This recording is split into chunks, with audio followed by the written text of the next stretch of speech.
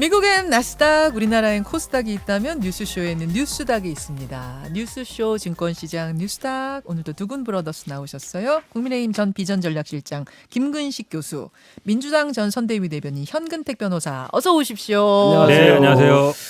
교수님 어제 교회 갔다 오셨죠? 아, 주일이면 교회를 가야죠. 그렇죠. 제가 그러셨을 줄 알았어요. 어제 교회 갔다 오셔가지고 뭐 글 하나 올리지 않으셨어요? 아니, 어제 그 교회 목사님 설교가 네. 뭐 용서에 관한 것이었는데 네. 제가 뭐 최근 우리 당 상황도 그렇고 정치 상황을 봐도 네. 용서가 참 어렵고 힘든 거지만 나부터 용서를 해야 되겠다 이런 깨달음을 얻고자 노력했지만 어제 굉장히 화제가 됐어요. 예, 아 그래요? 네, 네, 네. 죄송합니다. 근데 설교 마치고 또 우리 와이프랑 밥 먹으면서 또 다 잊어먹어요. 교회 문 나와서 밥 먹는 순간 잊어버리 네. 그래서 잊어버리기 전에 페북 올리셨군요. 네, 그래서 아직 장로가 못 되고 있습니다.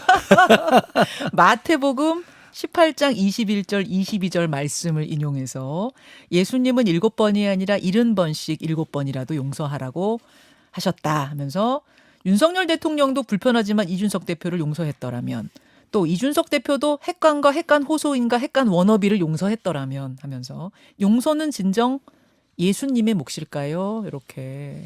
아, 저는 목사님 페북인 줄 알았어요. 괜히 무리를 일으켜서 죄송합니다.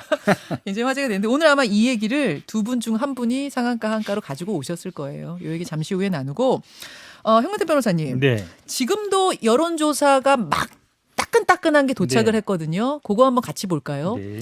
미디어 트리뷴 의뢰로 리얼미터가 조사했습니다. 8월 16, 17, 18, 19일 지난주 조사죠. 윤 대통령 국정수행평가 긍정 32.2%, 부정 65.8%. 뭐 여전히 부정이 월등히 높긴 하지만 긍정이 전주 대비 1.8%포인트 상승했습니다. 어떻게 보세요? 그렇죠. 지금 보신 것처럼 긍정이 1.8% 정도 올랐고 부정이 보니까 1.4% 정도 떨어졌더라고요. 네. 약간 방향성이 잡혔는지 모르겠지만 그래도 하락은 조금 아닌 것 같은데 아마 그래도 지금 뭐 8.15 광복절 기념사도 있었고 네. 100일 기념 회견도 있었고 물론 논란은 많습니다만 그래도 과거처럼 뭐 실수라든지 이런 거는 조금 안 하고 있는 게 좀 반영이 되고 있는 것 같은데 그래도 지금 보면은 부정이 긍정보다 2배 이상 높거든요. 60대 중반 이상이고 이 부분은 뭐 아직 확실하게 바뀐 건 아닌 것 같다. 그러니까 아마 조사 내용도 보니까 뭐 부산 경남에 좀 올라갔고 인천 경기 좀 올라갔는데 60, 70대에서 좀 올라갔고 그러니까 아마 그 전통적인 지지층에서는 조금 아마 호스도 되는 것 같긴 합니다. 그래도 네. 전반적인 어떤 추세 전환이라 보기는 아직 좀 이르지 않나 이렇게 봅니다. 이제 어쨌든 지난주부터 지금 바닥치고 올라가고 있는 중이거든요. 뭐 조금이지만 올라가고 있는 중이에요.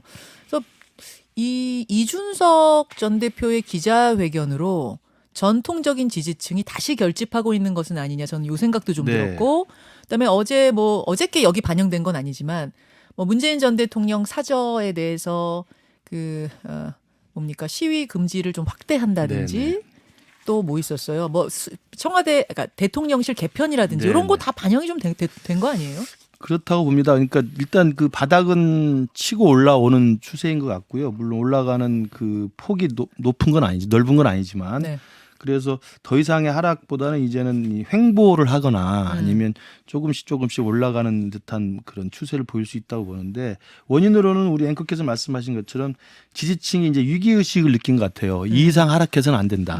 왜냐하면 이제 지지율이 20%대까지 떨어지는 것은 중도층이나 진보 진영의 민주당 지지층도 빠져나가지만 우리의 전통적 지지층도 빠져나갔다는 것이거든요. 네. 그러면 우리의 전통적 지지층에서는 이제는 우리는 결집을 해줘야 되겠다 이런 위기의식이 하나 있었던 것 같고 특히나 이준석 대표가 일정 정도 지금 정리가 되는 분위기이기 때문에 그 이준석 대표를 축출해야만 윤석열 대통령이 국정 수행을 잘할 수 있다고 생각하시는 분들이 전통적 지지층에 강해요. 많아요. 예. 그런 분들이 다시 이제 이제 힘을 모아주는 거예요? 대통령이 일을 좀 할 수 있겠다라고 하는 식의 이제 그 결집의 모양새가 있는 것 같고 또 하나는 이제 그 대통령으로서 이제 모습이 좀 보이는 것 같다는 생각이 드는 거죠. 그러니까 뭐 100일 기자회견을 한다든지 네. 인사쇄신을 한다든지 그리고 직접적인 말의 실수들이 좀 줄고 그래서 이제는 대통령 같아 보인다.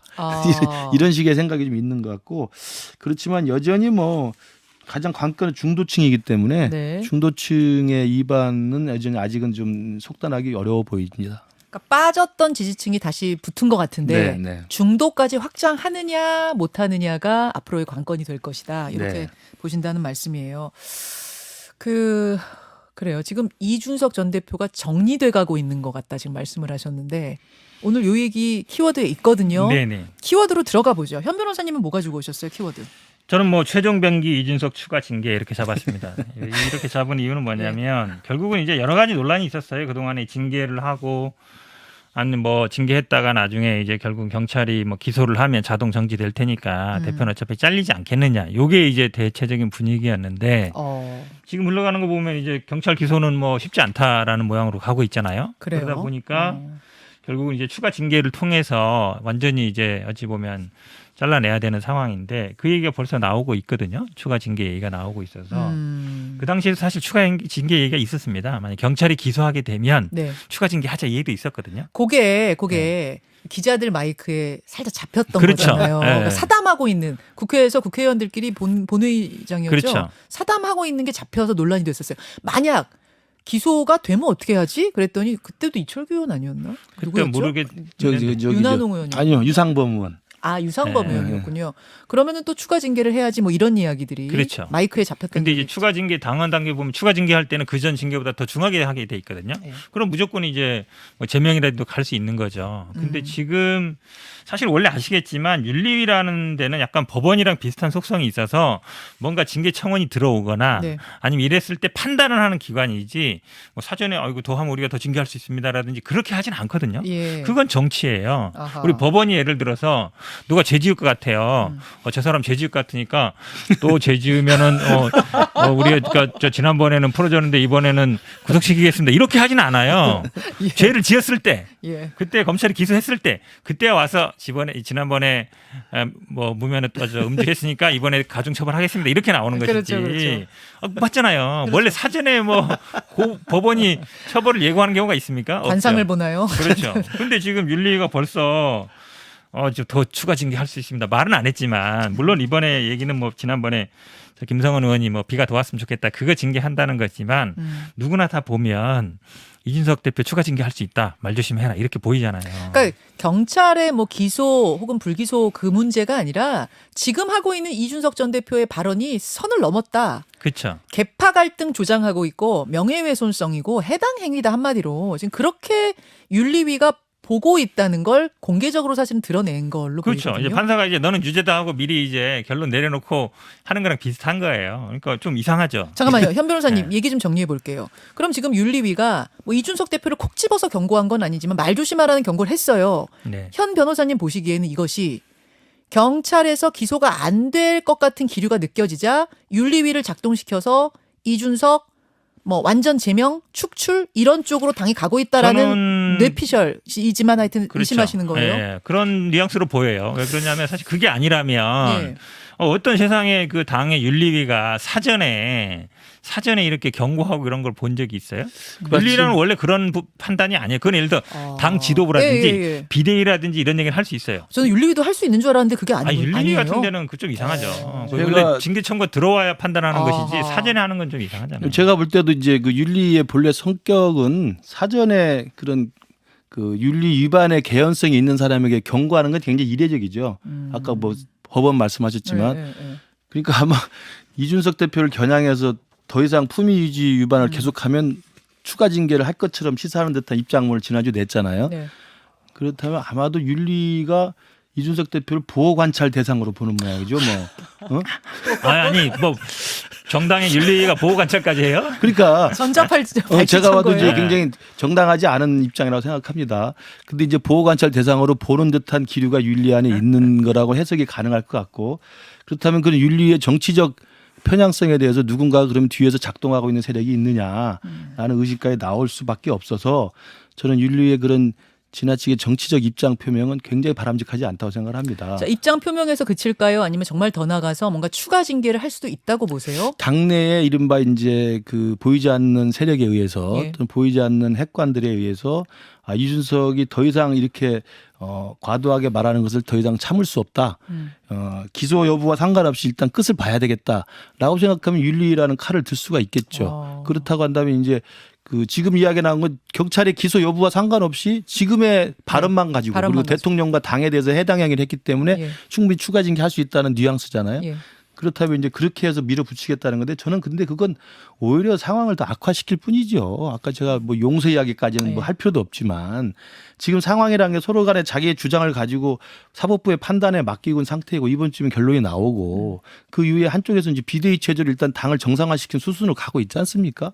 그렇다면 국민들이 판단할 문제이고 전당대 이후에 새로운 지도부에 대해서 국민들이 어느 정도 지지를 보낼 것인지 그리고 이후에 대통령의 지지율이 어떤 추세를 보일 것인지에 따라서 누가 옳은지 그른지가 드러나는 것인데 야, 막 또 밉다. 저놈은 더 이상 저 입을 닫아야 되겠다 싶어서 윤리를 또 발동해서 제명이나 탈당 권유까지 해버리면 그 누가 봐도 그건 정치적 의도를 가진 과도한 정치적 행위라고 볼 수밖에 없죠. 그냥 이 흐름에 따라 맡기는 게 좋고 그럼요. 비대위하고 뭐 전대 치르고 이렇게 가는 게 좋지. 그럼요. 여기서 뭐 더 추가 징계를 한다든지 이런 제스처는 좋지 그건 않다. 악화시킨다. 굉장히 누가 봐도 일종의 보복성 사감이 배어 있는 행위죠. 그렇잖아요. 지금 비대위로 간 것만으로 일단 이준석 대표는 정치적으로 생명을 지금 끝나게 하는 건데 비대위가 있고 전당대회 가고 새로운 지도부 등장하면 끝나는 건데 이렇게 보는 것 같아요.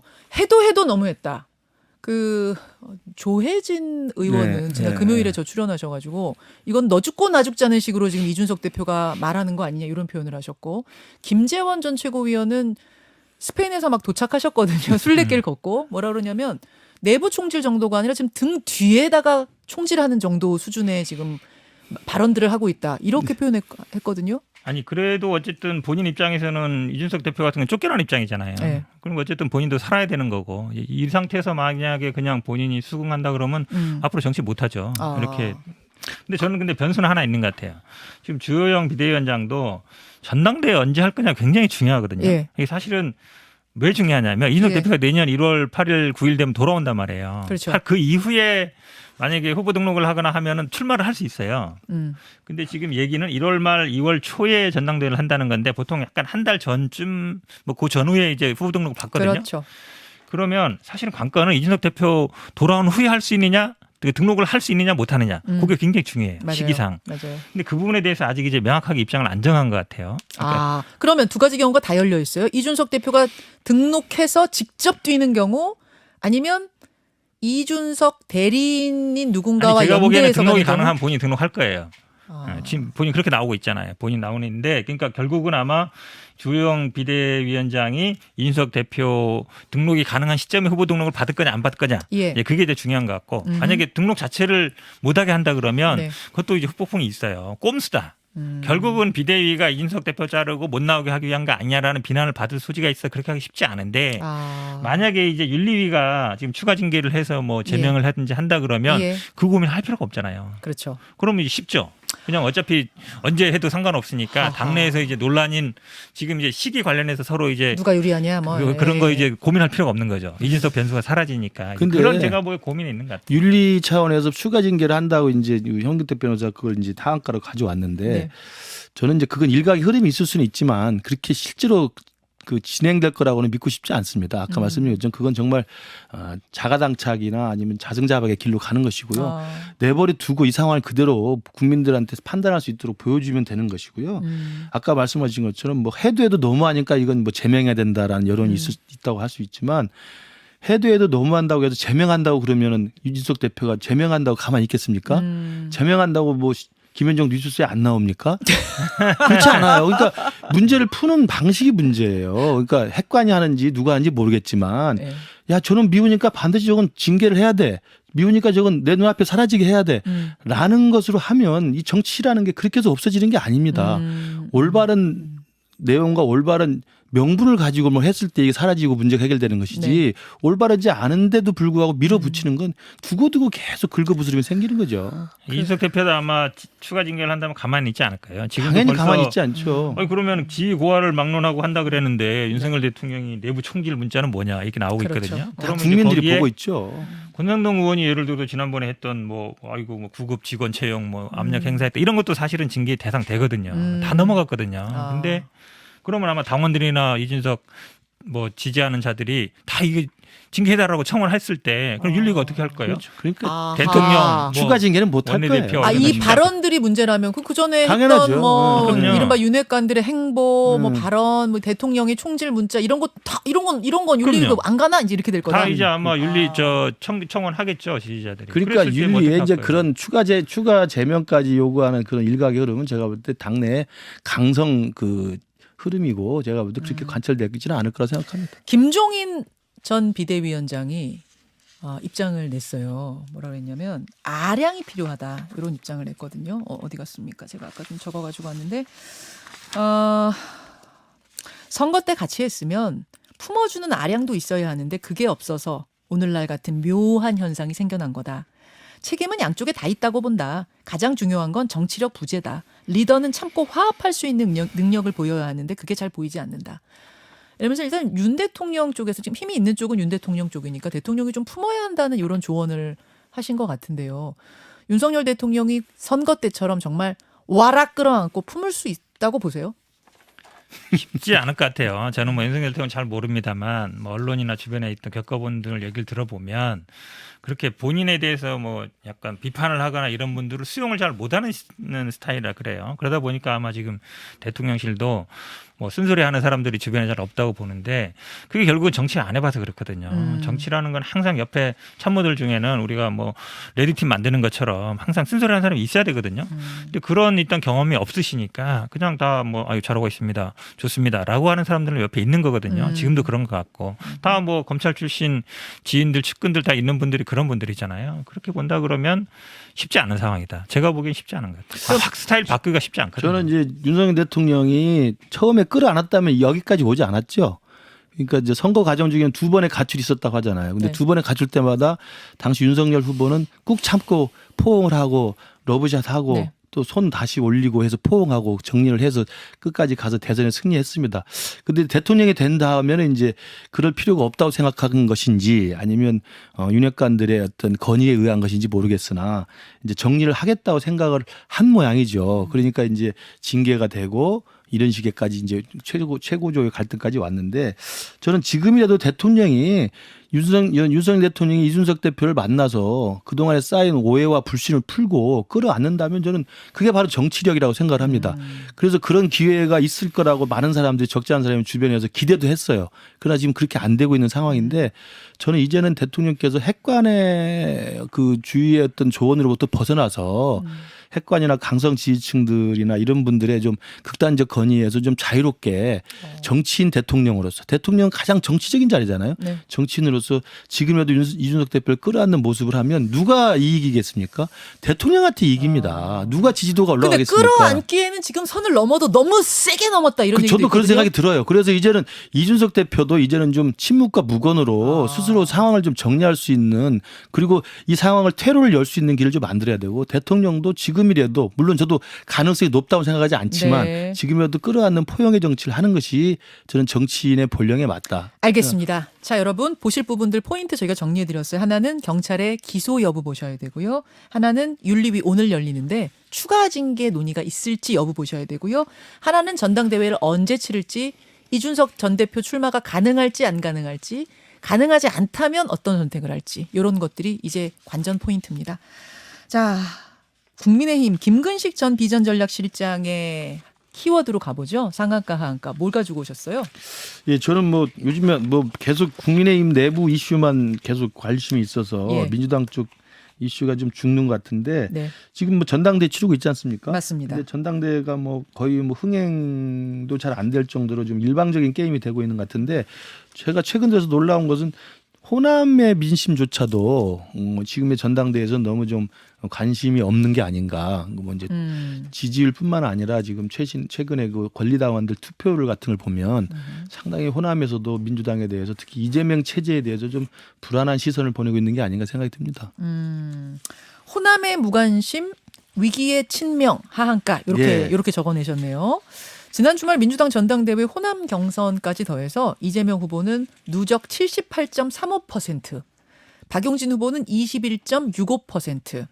이재명 후보의 뭐 압승입니다. 이런데 투표율이 굉장히 낮았다는 거예요. 전북, 전남, 광주 모두 온라인 투표율은 10%대. 네네. 맞죠? 예, 특히 지난 대선에서는 광주에서 37%를 투표율 보였던 그 기억이 있기 때문에 지방선거. 지방선거에. 네. 예. 그래서 지금 요 온라인 투표율 10%, 오프라인까지 다 해서도 30%대. 네네. 요게 좀 충격적인 건데 현 변호사님 왜 이렇게 투표율이 낮았어요? 일단은 그 팩트를 말씀드리면 이제 네. 온라인 투표는 10%대였는데 이제 전체 투표율은 호남은 34%였습니다. 네네. 지난번 아마 송영길 대표가 42%였고 그다음에 뭐 이낙연 대표가 41%였기 때문에 그때보다도 이제 낮은 건 맞거든요. 네. 일단은 뭐 가장 낮은 원인은 1번은 제가 보기에는 경쟁이 치열하지 않다. 지금 말씀하신 것처럼 지지율 격차가 뭐 3배 이상 나고 있거든요. 그러다 보니까 아무래도 관심이 많이 떨어진 것 같고 그다음에 사실 이 정도 지금 34%면은 지난번에 예를 들어서 뭐 제주도 같은 경우는 28%였고 네. 충남 대전 같은 경우가 한 32에서 34% 정도 했거든요. 그러니까 이제 전체적으로 낮은 거예요. 호남만 특별히 낮은 건 아니고. 제주도는 28%밖에 안 됐어요? 낮았죠, 투표율이? 되게. 그러니까 어찌 보면 이게 지금 전당대회 흥행 자체가 잘 안 되고 있다. 이제 그 원인은 일단 1번은 뭐 제가 보기에 경쟁이 치열하지 않은 것도 있고 또 뭐 두 번째는 지금 말씀하신 것처럼 호남이 그래도 예전에 투표율이 좀 높았거든요. 예. 당원에 지금 우리가 112만 7만 정도 하면은 그중에 한 42만 정도이기 때문에 한 35% 정도 되고 있는데 굉장히 중요하고 결국 호남 민심이 나중에 수도권 민심까지 영향을 미친다고 보는데 어쨌든 민주당에 대한 뭐 실망감도 저는 분명히 있다고 봅니다. 왜냐하면 최근에 정당 지지율을 보면 네. 사실은 윤석열 정부가 이렇게 힘을 못 쓰고 있으면 정당 지지율 격차가 한참 벌어져야 되거든요. 쭉 올라가야 되는데 그렇죠. 그런데 보통은. 그렇지 못합니다. 네. 거의 뭐 붙어 있거나 뭐 아슬아슬한 상황이라서 민주당이 지금 윤석열 정부의 대안이라든지 아니면 뭐 그런 걸 하고 있느냐 이렇게 뭐 민생 이런 거 못 챙기고 있는데 그런 걸 챙기고 있느냐 이제 그 부분에 대해서는 분명히 평가하는 것 같습니다. 그러니까 제가 보기에는 뭐 민주당도 지금 말씀처럼 여러 가지로 뭐 당내외 상황으로 그렇게 만만치는 않은 상황이다 이렇게 보고 있습니다. 그러니까 민주당에게 호남의 이 열정, 호남의 관심이란 건 굉장히 중요해요. 그럼요. 굉장히 중요한데 호남에서 투표율이 이렇게 낮게 나왔다는 거 진짜로 그냥 노잼 선거여서 그런 것이냐 아니면 그 이상의 경고의 의미가 있느냐 이거거든요. 그러니까 흥행이 안 된다는 것도 이제 표면적인 이유가 됩니다. 그리고 워낙 일방적인 게임이니까 관심이 없을 수도 있다고 생각하는데 지금 앵커께서 말씀하신 것처럼 제가 주목하는 건 뭐냐면 저도 호남 출신입니다만 호남 분들은 태어나면서부터 민주당을 지지하는 경향이 강해요. 태어날 때부터. 왜 저도 이제 우리 부모님의 이야기를 듣게 되고 그래, 분위기가. 주위 분들 이야기를 다 듣게 되고 예. 또 그때만 해도 굉장히 엄혹한 시기였기 때문에 그렇죠. 그런 이제 그 문화가 있습니다. 근데 자기가 진짜 이른바 모태 정당으로서의 민주당에 대한 애정이 강합니다.